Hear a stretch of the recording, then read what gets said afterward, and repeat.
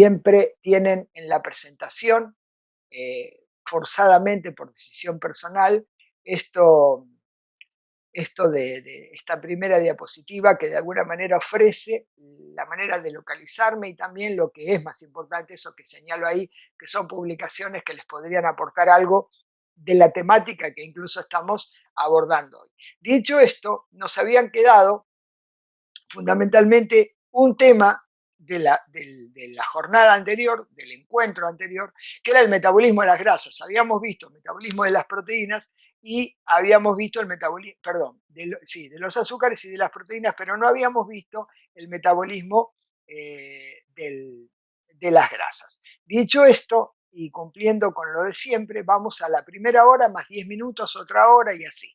Así que ya puse en funcionamiento el reloj en cuenta regresiva. ¿Qué les digo? Del metabolismo de las grasas es lo que vamos a desarrollar ahora. Ojalá pueda hacerlo en un tiempo suficiente como para que todo lo demás que vamos a ver en el día de hoy, que sinceramente es lo que a mi manera de entender, junto a las mioquinas, adipoquinas y hepatoquinas, que no son del día de hoy, junto a eso es tal vez el aprendizaje más significativo que debiéramos tener, porque es lo que nos está aportando, digo, nuestro haber en este momento, ¿no? No en el hoy, sino en el presente, en virtud de lo que la ciencia nos está aportando en cantidades realmente muy relevantes de trabajos científicos para ver el comportamiento de esto que les acabo de mencionar, porque sin ningún lugar a dudas revoluciona el mundo del entrenamiento deportivo, revoluciona el mundo de la ejercitación corporal a cualquier edad y a cualquier nivel de exigencia. Esto es muy importante tenerlo en cuenta, de ahí que yo quiero despertarles la máxima curiosidad en el día de hoy sobre la temática que vamos a ver después de metabolismo energético de las grasas, porque forma parte, insisto, de un acervo que nos tendremos que cargar con nosotros y por muchísimo tiempo, porque lo que se sabe ya es conmocionante a los fines de tratar de hacer algo y nos damos cuenta que lo que estamos haciendo ya no era como nos parecía, por lo que nos está diciendo la ciencia, porque además nos va a forzar todo esto a construir un mundo diferente a la hora de la ejercitación corporal, en el ambiente de la ejercitación, del rendimiento y en el ambiente de la salud, para mejorar a través del ejercicio. Así que dicho esto, vamos a esta primera diapositiva que nos mete, nos zambulle de lleno dentro del territorio del, del metabolismo de las grasas y empezar por comprender que lo que tenemos desde hace muchísimo tiempo integrado en nuestro conocimiento relativamente al metabolismo de las grasas es que ellas son un verdadero reservorio de energía. Y así la hemos aprendido. Durante decenas de años hemos transmitido este mensaje, nos lo han transmitido y todavía al presente sigue siendo el mismo punto de referencia a la hora de hablar de, bueno, gastemos calorías, vamos a buscarlas a las grasas que las tienen almacenadas en gran cantidad ahí adentro, porque para eso están los adipocitos, para almacenar el excedente y ellos crecen y nos hacen engordar y esto nos trae problemas, vamos a achicarlo. En realidad, el adipocito tiene una función mucho más, hasta le diría, en algún punto relevante que la energética. No es el caso verlo hoy, de todos modos, queda ahí latente, pero sí les digo que esta es la representación eh, tradicional de una célula grasa. Es un reservorio de energía y si el músculo la necesita, entre otros, pero en este caso, como nosotros vivimos del músculo, si el músculo la necesita, va a ir a conmocionar el ambiente ahí, va a rescatar algún ácido graso, lo va a zambullir adentro de la mitocondria y resintetizará, como tantas veces lo he expresado, resintetizará ATP. Es el gran proyecto muscular, gastar el ATP y tener la capacidad de resintetizarlo para que la orden que le viene desde el cerebro la pueda seguir respetando a través de la contracción. Dicho esto, ha habido un avance muy relevante dentro del territorio del tejido adiposo, dentro de lo que es la célula grasa. Porque históricamente hemos reconocido un adipocito blanco como el gran responsable de almacenar la energía para el ejercicio. Insisto en la posición que tomo. No estoy diciendo que sea para lo único que está, incluso energéticamente. Pero como a nosotros nos preocupa el ejercicio, en conocerlo debidamente y cómo es que estos macronutrientes energéticos funcionan, bueno, yo lo miro en este caso, lo miro y aporto desde el tejido muscular. Este tejido adiposo, este adipocito blanco, es el gran reservorio energético y no hay ninguna cuestión al respecto que alguien pueda poner en causa, generar un grado de duda sobre qué cuidado, que el adipocito, bueno, él está ahí cumpliendo tareas, pero desde hace muchísimo tiempo que se lo reconoce el gran reservorio energético, como lo expresé antes, y por lo tanto, si las condiciones están dadas, el músculo trabajará y el adipocito, si insisto con el concepto, si las condiciones están dadas, será un gran proveedor de ácidos grasos para conseguir con esto la resíntesis del ATP que se va gastando. Hay otro tejido adiposo que tiene una particularidad. No solamente por el nombre, se llama tejido adiposo marrón, y que se llama marrón porque está tremendamente enriquecido en mitocondrias. ¿Que el blanco no las tiene? Sí, las tiene.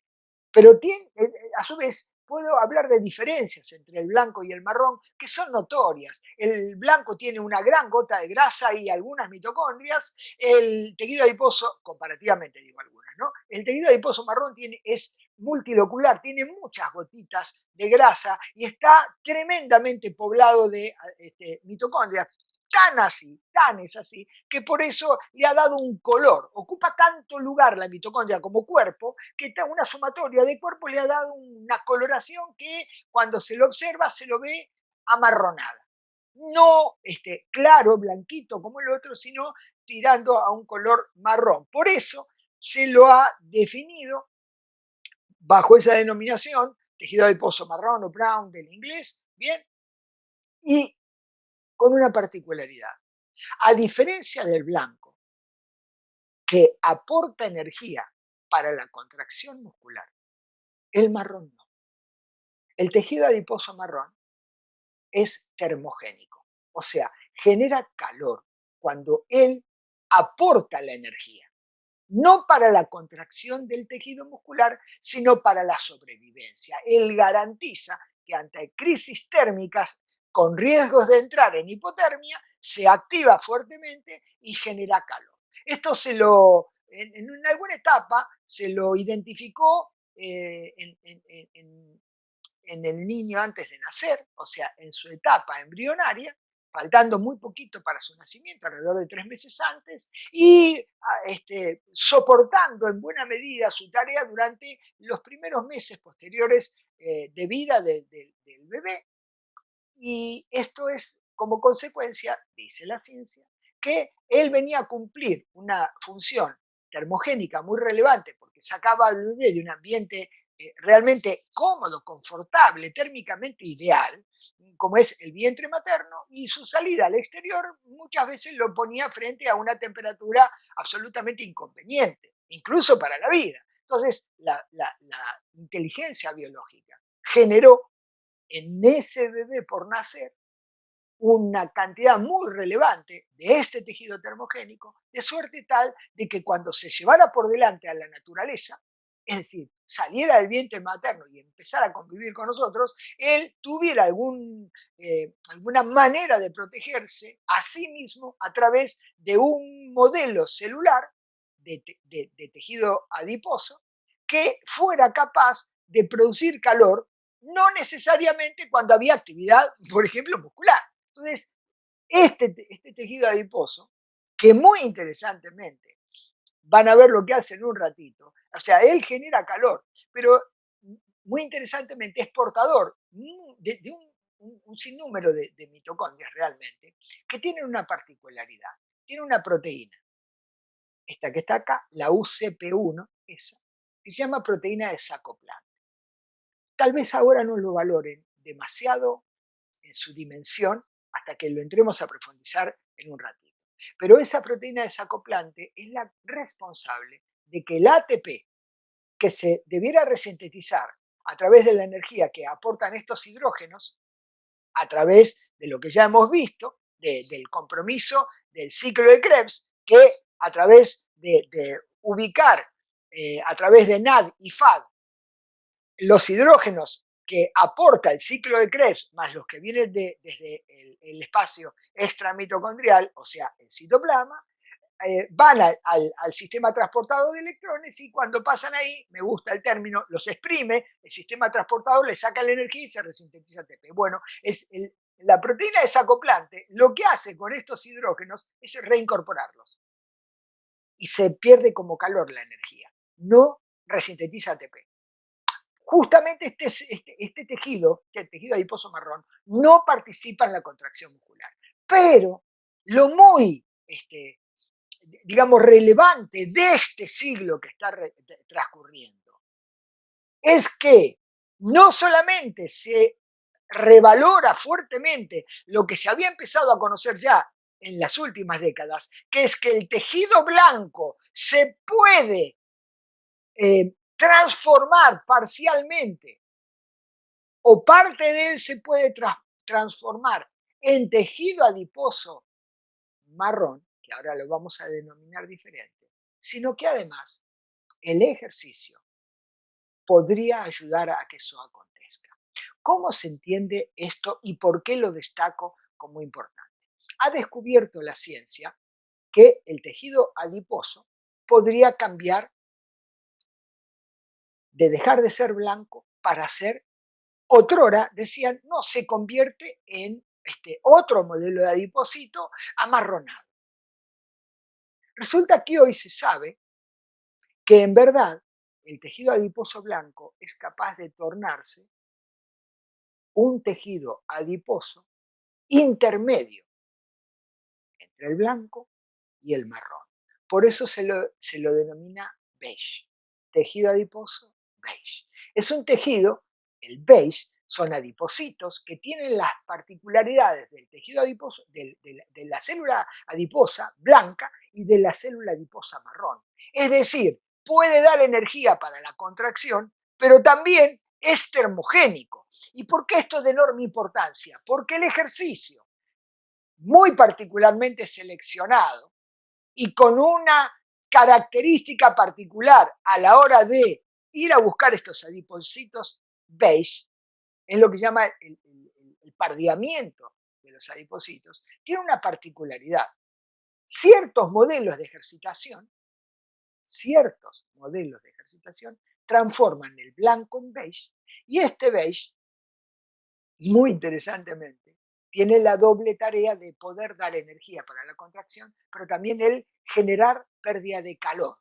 ¿Y por qué esto es bueno? Porque el calor lo pierde en condiciones de propio ejercicio cuando la temperatura está muy baja, o sea que se pierde energía contráctil, pero también energía térmica, y cuando está en condición de reposo, con temperaturas bajas, él se activa tremendamente y genera el consumo de grasa como gasto energético. No necesita hacerse ejercicio para que él aporte energía en forma significativa como lo hace el marrón en los extremos térmicos. ¿Dónde hay mucho marrón? Bueno, en los animales que hibernan y que están en la Siberia, por buscar un extremo necesariamente para que se entienda, ¿no? Bueno, voy a invernar y con este frío más vale que alguien me proteja, listo, quédate tranquilo y acá lo que nos sobra es tejido adiposo marrón. Entonces, durante todo el tiempo de hibernación, ese tejido lo mantiene térmicamente vivo, le garantiza una temperatura tal en su interior que todo aquello que reclama justamente calorcito para seguir activo, por ejemplo las enzimas, para tener las reacciones vitales, consigan lo necesario para trabajar porque el tejido adiposo beige está garantizando la termogénesis. El entrenamiento es capaz de cambiar blanco en beige. Hay que saber qué entrenamiento, hay que saber jugar con la temperatura, pero lo hace. Y lo hace a partir del blanco, transforma el blanco en beige, no transforma el marrón en beige, transforma el blanco. O sea que vamos perdiendo un tejido adiposo en el sentido de generar la modificación de modelo adipocítico. ¿Y qué tiene de bueno esto?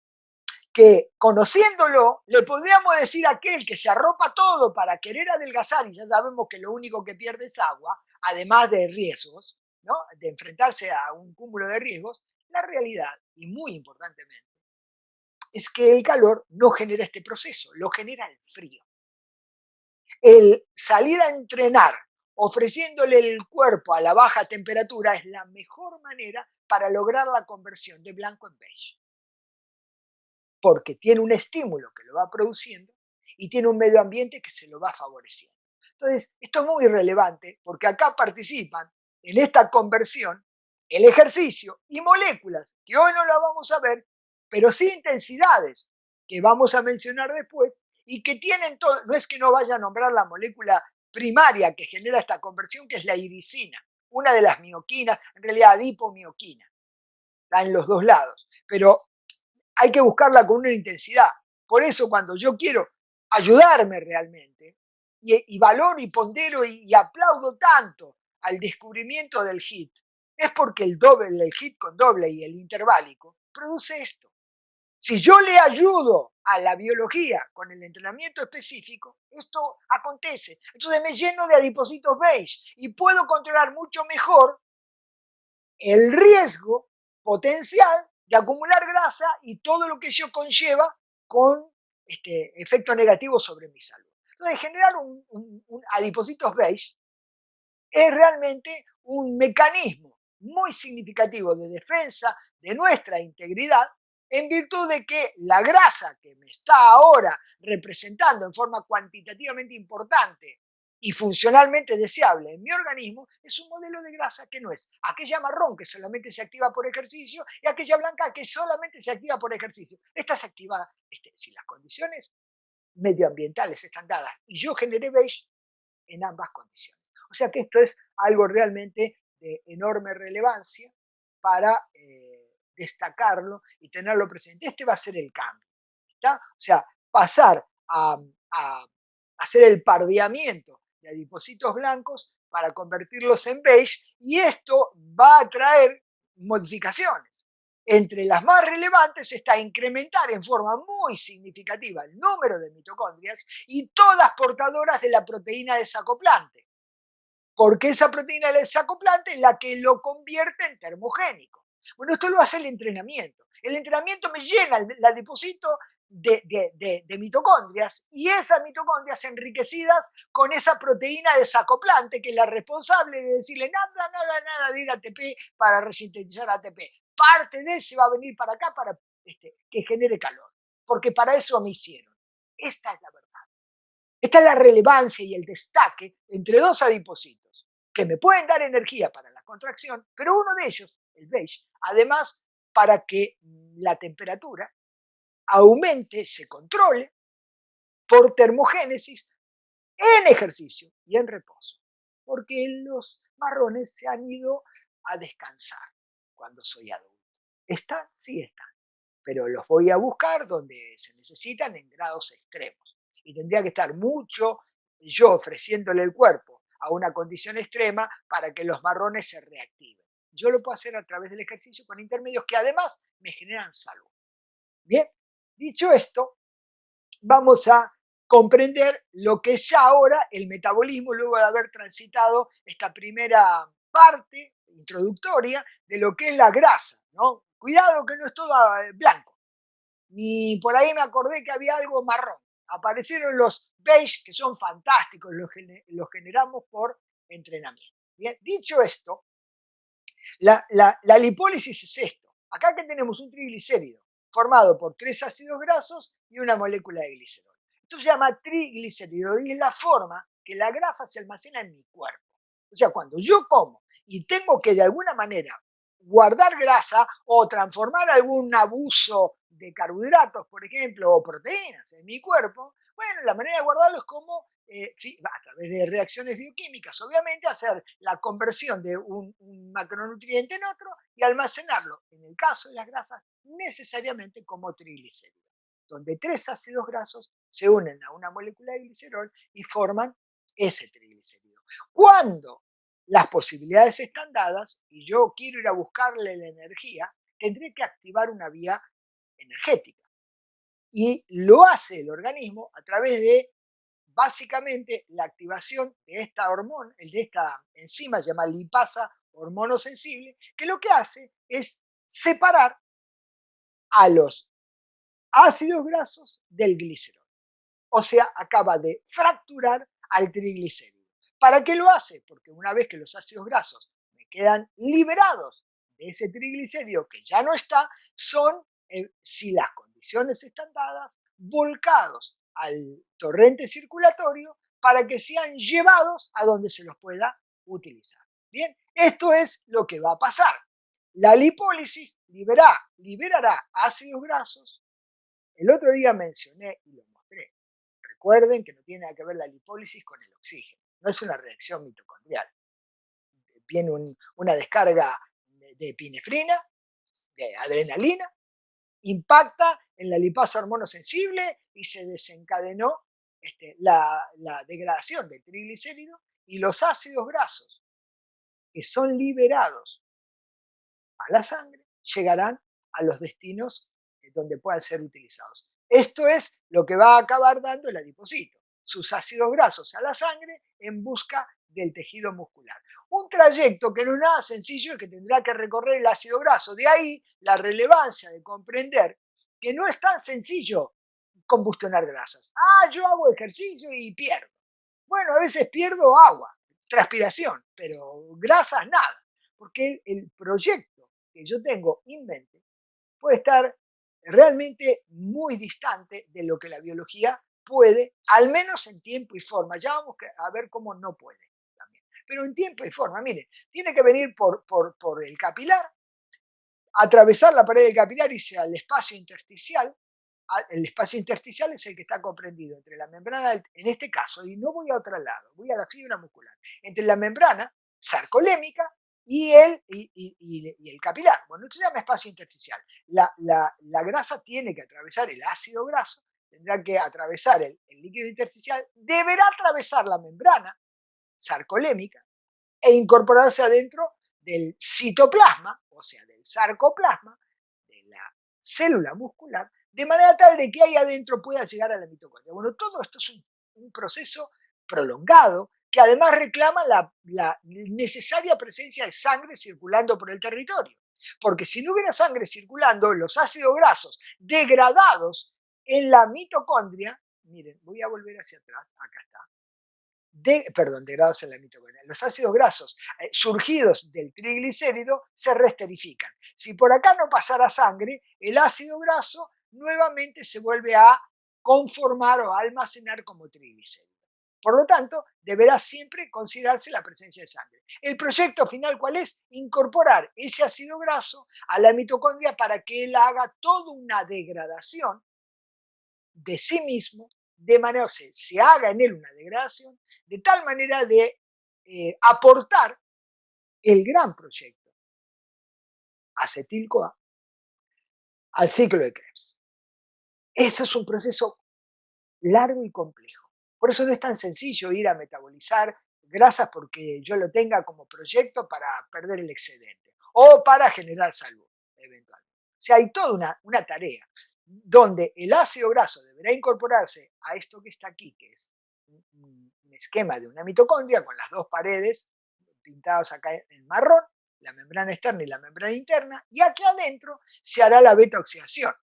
Bien, el proyecto de la beta-oxidación es justamente fracturar al ácido graso en el carbono beta, de eso surge un acetil-CoA, una molécula de dos carbonos, que va a la mitocondria, se vincula ese acetil-CoA con el oxaloacetato, que tiene 4 carbonos, más 2 del acetil-CoA 6, cuando se unen por la citrato sintasa, o sea, una enzima que sintetiza citrato a partir de, en este caso, el vínculo entre el oxaloacetato y el acetil-CoA. Bien, esto es un ácido graso, el más común narrado por la ciencia, el palmítico, bien, que tiene 16 carbonos en su estructura.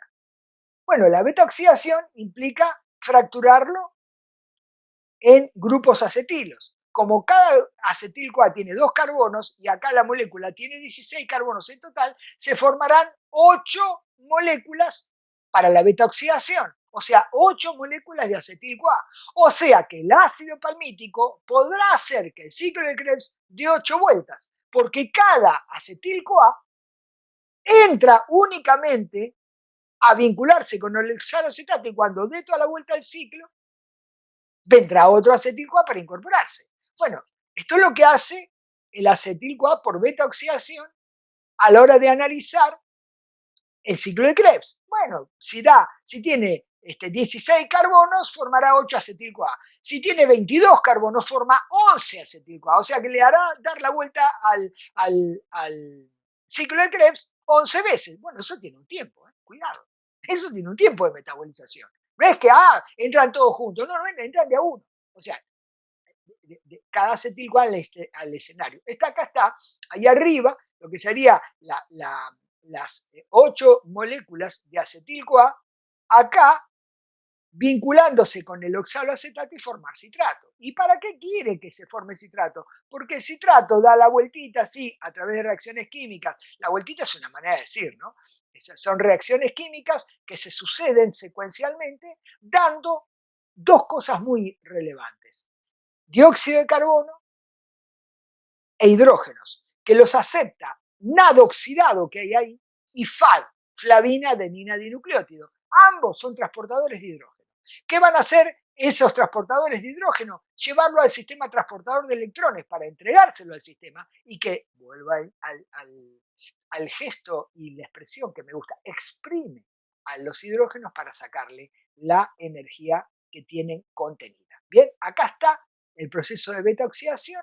Ahí está la donación de acetil-CoA al ciclo y acá tienen cómo en distintos sitios se va donando hidrógenos para que el NAD los termine llevando al sistema transportador de electrones. El gran proyecto es resintetizar ATP. Acá está el sistema transportador de electrones arriba, esta imagen la vimos recién, pero ahora la traigo nuevamente para reafirmar en imagen lo que estoy diciendo verbalmente. Bueno, acá tenemos la beta-oxidación que hace, dona hidrógenos que son aceptados por el NAD y el FAD en el ciclo de Krebs. Y este NAD y FAD se transportan y van directamente a ciertas, son 4 complejos. Este es un complejo proteico que tiene 4 sitios bien diferenciados, donde el NAD va a un sitio, el FAD va a otro sitio, y ahí los hidrógenos pasan del otro lado para favorecer la entrega energética para resintetizar ATP. Si ahí estuviera en esa membrana la UCP1, la proteína desacoplante, tomaría hidrógenos y los vuelve a cargar. Entonces toda reacción es energética, pero que se pierde como calor. Bien, bueno, ese es el gran objetivo. ¿Qué tenemos en esta historia como muy importante de narrar? Tenemos activadores metabólicos lipolíticos. Los llamo activadores metabólicos en este caso, porque después van a ver, y también hay inhibidores metabólicos, porque después van a ver que hay activadores e inhibidores moleculares, que es el gran tema de hoy a mi gusto, para repasar y detenernos mucho en esta historia molecular. Estos activadores metabólicos, ¿qué van a hacer? Su gran proyecto es generar la degradación del ácido graso a través, en realidad, del triglicérido para que done el tejido graso sus ácidos grasos a la sangre y de la sangre a los tejidos. Para ello tendrá que haber activadores de la lipasa hormonosensible y esta lipasa hormonosensible que está inactiva se activa y cuando ella se activa, hoy lo vimos con esas 3 patitas que salían y el glicerol, genera la ruptura del triglicérido. Bueno, en esto hay activadores directos de la lipasa hormonosensible y hay activadores indirectos. Por ejemplo, cada vez que se degrada ATP, se forma AMP y el AMP es un activador indirecto, pero lo logra, de la lipasa hormonosensible y esto produce la ruptura del triglicérido. También lo hace la adrenalina directamente en la lipasa hormonosensible, la activa. Ahí tenemos a la adrenalina, tenemos a la AMP, Bueno, son activadores que necesitan además de un ambiente propicio para poder generar este fenómeno. Pero también hay inhibidores metabólicos lipolíticos. Por ejemplo, una enzima llamada fosfodiesterasa, que tiene un protagonismo muy relevante en el metabolismo de los carbohidratos, perdón, de las grasas, producto de los carbohidratos, y ahora se los voy a explicar, que hacen que la AMP, que era el que iba a activar a la lipasa hormonosensible para degradar el triglicérido, esta fosfodiesterasa hace que la AMP se transforme en 5-AMP o inosina monofosfato. O sea, esta molécula deja de ser tal y pasa a ser otra. Cuando pasa a ser otra molécula, este activador desapareció de escena. ¿Por qué esto es de importancia superlativa? Porque la hiperglucemia activa la fosfodiesterasa. La hiperinsulinemia activa la fosfodiesterasa. La insulina activa per se a la fosfodiesterasa. Si yo quiero ir a hacer un ejercicio y he generado un ambiente hiperglucémico o altamente liberador de insulina, o sea, insulinogénico, activo la fosfodiesterasa. Y si se activa la fosfodiesterasa, inhibo la lipólisis, o sea, la ruptura del triglicérido. ¿Por qué es bueno saberlo esto? Miren, además de esta razón, ¿por qué hay inhibidores de la fosfodiesterasa? Uno, por ejemplo, es la cafeína. La cafeína inhibe a la fosfodiesterasa en una concentración suficiente, que se la conoce. Entonces, de alguna manera, cuando nos dicen, tomate un café que adelgazas, en realidad el café no adelgaza nada. Lo que hace el café es ayudar a que se rompa un triglicérido y que a la hora de necesitarlo yo capturar para que me resintetice ATP, él se presente en el escenario metabólico y diga, acá estoy yo, voy a inhibir a la fosfodiesterasa por las dudas.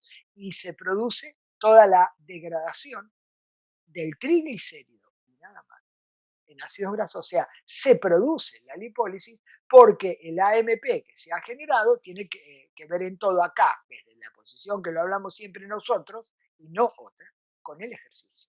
El ejercicio rompe el ATP hasta AMP y hasta depresilla también, pero el inicio del ejercicio me lleva al ATP hasta AMP para que justamente dispare toda la cadena metabólica que genere la pronta reparación del ATP que voy degradando del ejercicio a través de la resíntesis del mismo. ¿Bien? De enorme importancia es comprender que hay inhibidores metabólicos lipolíticos que lo produce el mismo adipocito, que tienen nombre y apellido. No solamente el propio que se le conoce, sino que forman parte de una familia. Bueno, en esa familia hay varios que tienen incluso apellidos distintos, pero son de la misma familia. Uno de ellos es el factor de necrosis tumoral. Esa es de la familia de las que estoy hablando. ¿Cuál es la familia? Las adipoquinas. Son sustancias generadas por el adipocito siempre. Solo que cuando el sujeto obeso se manifiesta con esa problemática, tiene un adipocito muy desarrollado y consecuentemente generando una enorme cantidad de sustancia que limita la lipólisis y beta oxidación. Por eso lo destaco.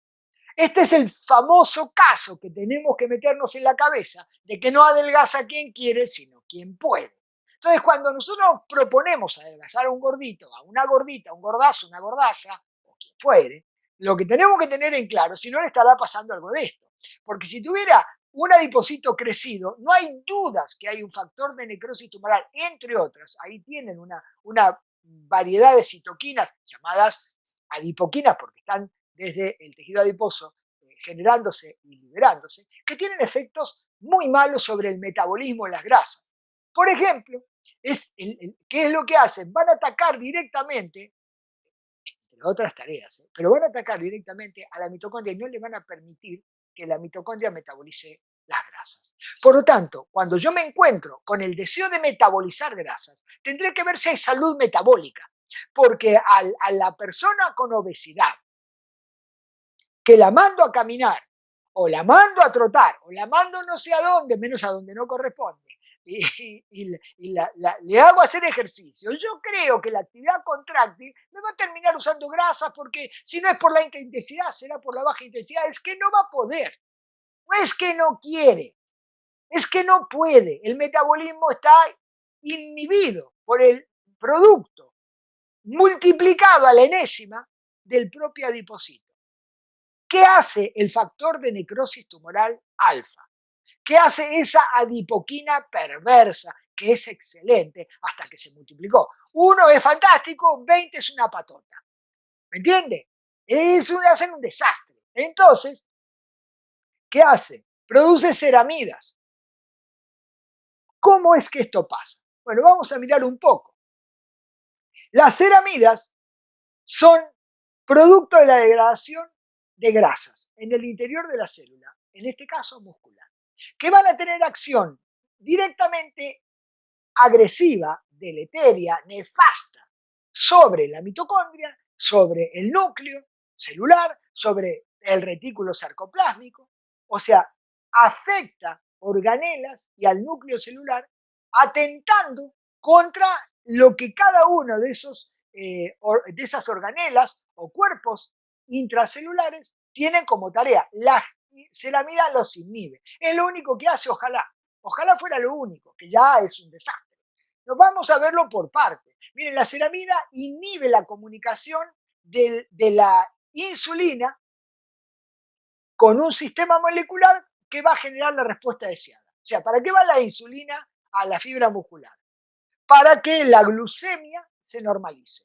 Pues ya no sale la insulina si no se presenta una hiperglucemia importante que obligue su salida. Ah, no, pero con los aminoácidos también sí, pero nada que ver la respuesta a los aminoácidos como la respuesta a la hiperglucemia. Es muy manifiesta, significativa la respuesta que tiene la insulina ante, si todo funciona bien, ¿no? A la hiperglucemia. Bueno, a hiperglucemia salía insulina.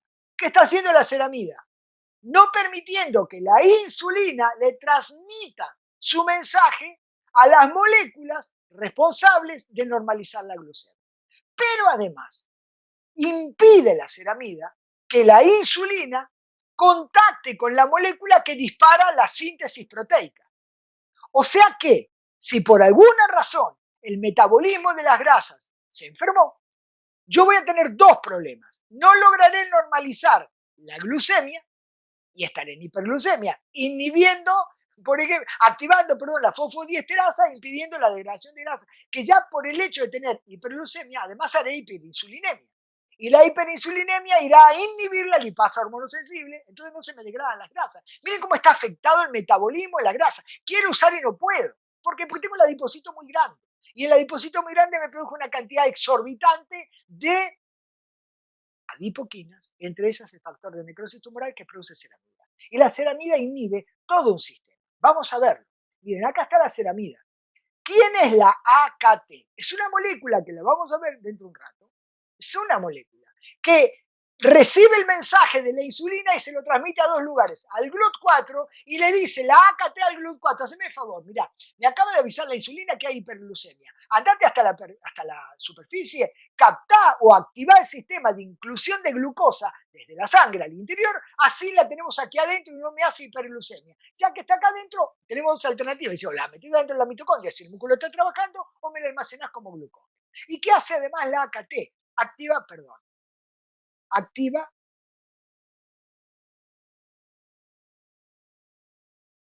activa a la mTOR.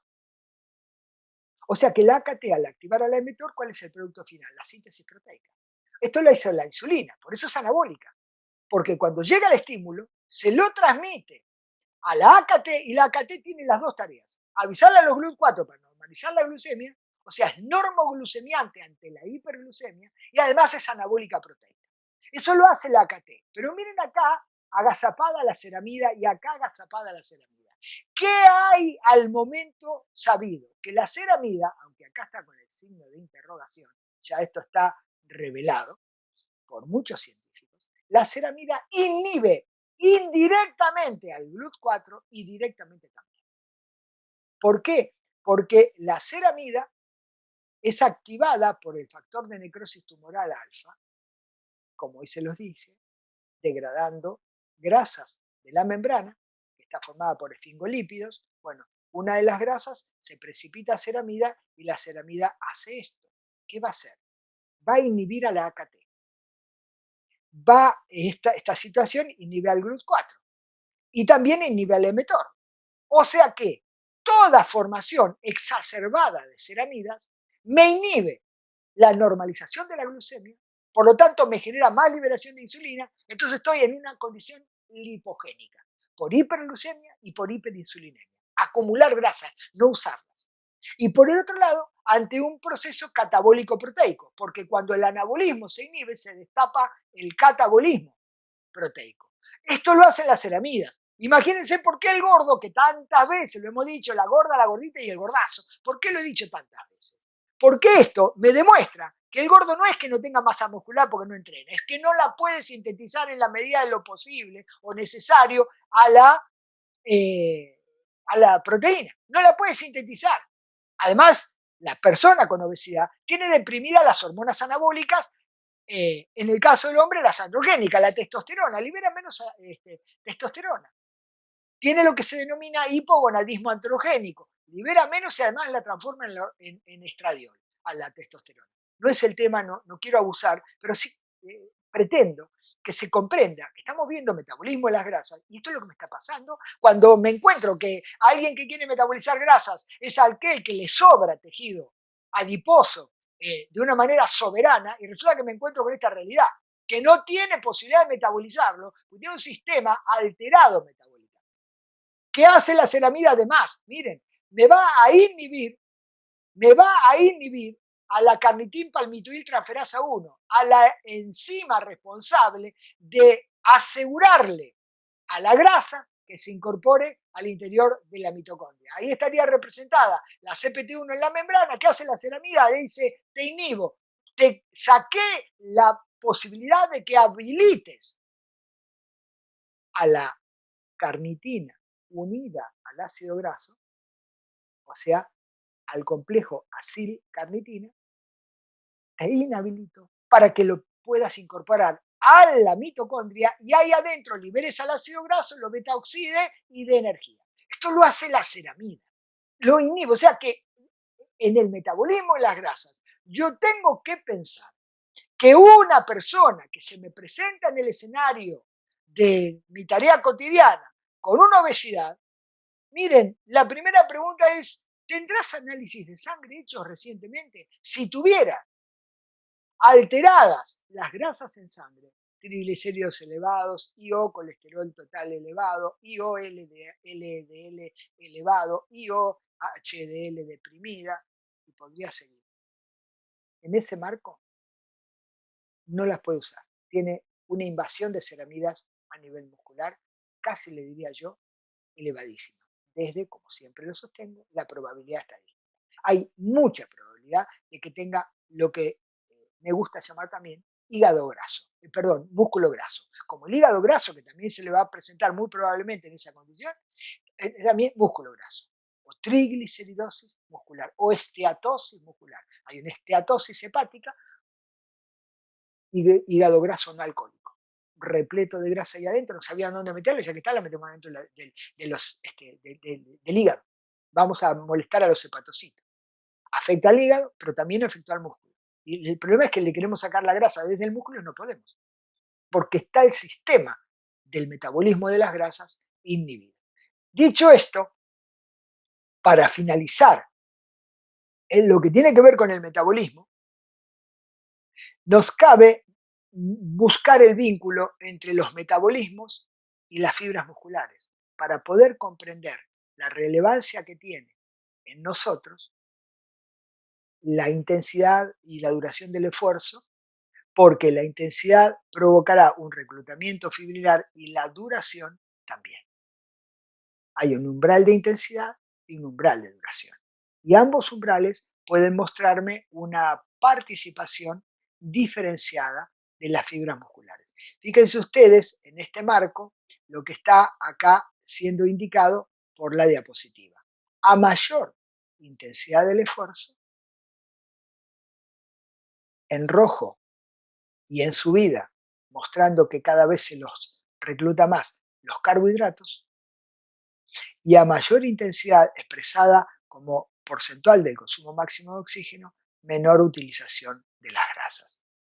O sea que cuanto más estas gráficas las vimos, ahora las traigo para ponerla en el escenario de las grasas, ¿no? A más intensidad, menos utilización de grasas, a más intensidad, más utilización de carbohidratos. Y esto tiene todo que ver, entre tantas cosas, con el modelo fibrilar, que está acá abajo. ¿Por qué el modelo? No, ahí está el tiempo. ¿Por qué el modelo fibrilar? Porque efectivamente, cuando yo voy a mayor intensidad, comprometo fibras rápidas que están empobrecidas en todo lo que es el sistema metabólico para las grasas. Están empobrecidas en mitocondrias, están empobrecidas en red capilar y todo lo que hace a las enzimas propias de estos sistemas. Eso está empobrecido. Por eso, cuanto más exigente es el trabajo, más fácil es que se direccione, se haga el crossover metabólico, se direccione el metabolismo a la utilización de azúcares por su facilidad para ser degradada, está en enorme concentración adentro del tejido muscular y todo el proceso incluso reclama muchísimo menos oxígeno de lo que reclama una grasa cualquiera para ser metabolizada. La duración también es de importancia. ¿Por qué? Porque cuanto más se prolongue el ejercicio, más allá, especialmente, más allá de la hora, tanto más,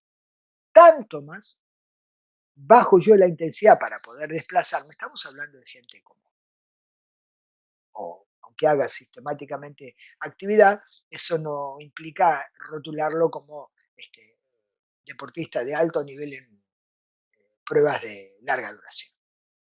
Cuanto más distancia corro, menor es la intensidad de desplazamiento. No podría correr a alta intensidad un tiempo prolongado porque si fuera así, estaría mirándolo de arriba. Cada vez estaría un consumo de oxígeno más elevado y utilizando más azúcares. Por lo tanto, a la alta intensidad le corresponden el uso relevante, primario de los carbohidratos y a la larga duración le corresponde un uso favorecido y significativo de las grasas. Cuanto más tiempo corro, más tengo que bajar la intensidad. Ahora lo vamos a ver, cuanto más tiempo corro, más allá de la hora, ¿no? Fíjense ustedes cómo la intensidad, que ya también habíamos visto algo de esto, la intensidad que me muestra que hay un predominio de glucógeno muscular y glucosa sanguínea en la alta intensidad. Bien, cuando la intensidad es baja, eso no pasa. ¿Por qué? Porque hay un tiempo suficiente para irrigar, aportar oxígeno y la intensidad es pobre y de esa manera hay un entorno favorecido para el metabolismo de las grasas. Acá tienen, también lo habíamos visto y lo recuerdo, el tema de la intensidad ahora mirando al componente fibrilar y el uso de macronutrientes. En esta primera que estamos mirando, la intensidad vinculado al macronutriente y en lo puntual para destacar que a mayor intensidad más convoco los carbohidratos bajo la forma de glucosa sanguínea y glucógeno muscular para la utilización de macronutrientes para la resíntesis de ATP y a más intensidad menor aporte de las grasas. Cuando miro las fibras, y ahora vamos a mirar seguidamente ambas imágenes, cuando busco la mayor intensidad, evidentemente las lentas no se tornan protagónicas, sino las rápidas. Primero serán, obviamente, aparecerán en escena las FT2A o FTA, como están nominadas aquí, y seguidas a esta convocatoria, las FT2X. Cuando vamos a ver ambas, ahí tenemos el reclutamiento fibrilar a la izquierda y el reclutamiento de macronutrientes a la derecha. Está claro que hay un punto de acuerdo, que a cierta magnitud de intensidad, las fibras rápidas y el glucógeno se llevan de la mano. A partir de ahí, el glucógeno muscular y la glucosa sanguínea, asociadas a las fibras que se están convocando, que son las glucolíticas, las rápidas, bueno, se dan en un determinado momento. Y esto es de enorme importancia, porque no recluto lo que quiero como fibra, ni degrado como macronutriente lo que pretendo. Esta es una decisión biológica que depende de mi aptitud, que yo las convoque antes o después. Cuanto mejor esté, más tardaré en convocar las fibras rápidas y más podré usar las grasas proporcionalmente hablando en forma importante. No es dominante, pero sí en forma importante. El entrenamiento va generando esa adaptación beneficiosa donde yo cada vez convoco menos fibra rápida para una magnitud de esfuerzo que va aumentando y en forma concomitante le voy aportando el macronutriente que más mm, abunda en mí, como es el de las grasas, y que me garantiza casi que no se me agote independientemente del tiempo que dure el esfuerzo. O sea, si uso grasas, pararé por cualquier cosa, menos porque me esté faltando energía. Sin embargo, yo en 1 hora 15 podría estar agotando el 100% de mis reservas glucogénicas. Por eso es que no puedo correr 2 horas con glucosa sanguínea y glucosa muscular viniendo del glucógeno que está ahí almacenado. Porque no tengo aptitud metabólica por falta de macronutriente energético llamado glucógeno muscular y glucosa sanguínea que aguante tanto tiempo. Algo va a pasar antes que me va a forzar la bajada de la intensidad. Claro que el entrenamiento hace mucho. Claro que el entrenamiento hace mucho en todo esto. Y puedo yo ir lenta y progresivamente generando una postergación del acople de las fibras rápidas y consecuentemente, valga el término, una postergación de la convocatoria de los carbohidratos. El umbral tiene mucho que ver, el umbral del lactato tiene mucho que ver. Si yo logro correr ese punto, que antes me aparecía una velocidad y ahora me aparece más tarde, o sea, esto sería una suerte de umbral, ¿no? Acá a la izquierda y a la derecha. Una suerte de umbral. Cuando alcanzo una determinada velocidad se me dispara, se me acelera el metabolismo de los macronutrientes y en velocidad los que me aportan son los carbohidratos, un mínimo de las grasas. Bien, bueno, esto es de enorme relevancia, por eso les decía yo el umbral, porque efectivamente puedo identificar intensidades claras donde voy a ver qué metabolismo me podría estar ayudando a trabajar con exigencia. Podría ser aquí en glucólisis rápida, pero nunca con glucólisis lenta, por el tipo de exigencia. El nivel de intensidad hace que convoque fuertemente los carbohidratos y adormezca a las grasas porque están ineptos o está inepto el sistema para garantizar que me pueda aportar a alta tasa energética como lo expresamos la vez pasada. O sea, el gran problema que nos encontramos nosotros es que todavía no nos hemos dado cuenta que tenemos que entrenar la tasa de resíntesis, no la tasa de gasto. La tasa de gasto es fácil ponerla en funcionamiento. El problema es que la tasa de resíntesis es la que a mí me hace fracasar eventualmente. Entonces yo debo entrenar la resíntesis. Y entrenar la resíntesis implica conocer suficientemente esto a los fines de poder distinguir qué es lo que quiero cambiar y aplicar el método específico. Esto tiene una enorme importancia porque refiere a cómo mi fibra muscular apela a macronutrientes que más le convienen en un determinado momento, siempre, y esto es de enorme importancia, alrededor de la consideración del sujeto, ¿no? Esto no es este mensaje a esta intensidad, con esta duración, es para todos. No, esto es muy individual. Decime dónde tienes el umbral y te diré cómo tienes que responder o lo que te va a pasar. De todos modos, la estrategia es la misma para cualquiera. Yo tengo que lograr algún cambio comprometiendo, involucrando a un metabolismo determinado, lo cual implica decir, habrá una, como lo dije el sábado pasado, bueno, tendré que tener la inteligencia, deberé tener la inteligencia suficiente para saber reclutar a la unidad motora específica para buscarle el cambio en ella. No es cualquier cosa, no es hacer de determinada manera. Si no, miremos lo que hablábamos de la persona con obesidad, que nos parecía muy sencillo esto de que, bueno, la cuestión es que utilice grasas. Sí, claro, ese es el mensaje. Ahora, ¿las usa? Porque si tiene un impacto de un una molécula llamada factor de necrosis tumoral alfa, hiperliberada, y esta me está generando ceramida, y la ceramida me hace todo lo que comenté, que no es lo único, comenté algo.